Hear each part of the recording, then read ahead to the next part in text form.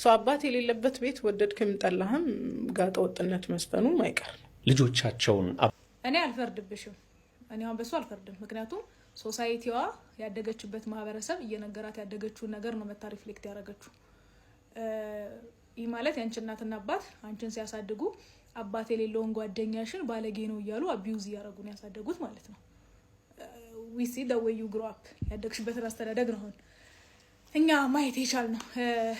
ይሄ አንቺ ብቻ ሳይሆን በጣም የብዙ ማህበረሰባችን ልክ ያለውን አስተሳሰብ ነው። የሴት ልጅ ስትሆኚ ጋጦጥ ነው የምትሆኚው። አልሆንም፣ እግዚአብሔር ይመስገን። አባት ያላቸው ልጆች ጋጦጥ እየሆኑ አይተን ጋጦጥ ሳንሆን ያደግነው። ሲጀመር ሰው ልጅ ጋጦጥ የሚሆነው እናት ስላሳደገው አባት ስላሳደገው አይደለም። ልጅ ያለበት ቦታ ቤተሰብ አይውልም።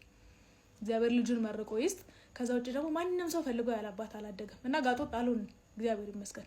እና አንቺና ያሳደገን ያደግንበት ማህበረሰብ ይሄ ላንቺ ብቻ አይደለም፣ ባይዘይ ላደግኩበት ማህበረሰብ እንደዛ አይነት ስሜት እንዲሰማኝ ላደረጋችሁኝ ሁሉ አልሆንም ጋጦጥ፣ እግዚአብሔር ይመስገን። ምንም ከእናንተ ልጆች ብንበልጥ ነው እንጂ አላነስንም። ሴት እናት ስትሆን የእናትም ያባትም ሚና የኔ እናትም አባትም ሆና ነው ያሳደገች። እንደ አባት ተቆጥታ እንደ እናት ራርታ። አይዚ ዝም ብላችሁ እየተነሳችሁ የሰው ቁስል ላይ አትፈትፈቱ። እኔ ያደኩበትን አስተዳደግ ታናናሾች አያድጉም።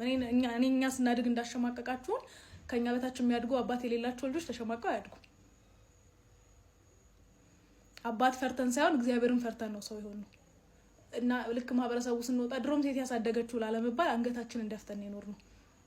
የነሱ ልጆች ሲያደርጉት ኖርማል፣ እኛ ስናደርገው ብልግና እየሆነ ስለሆነ ያደግነው። ከማንም በላይ ጨዋ ሆነን ያደግነው። አታናግሩን።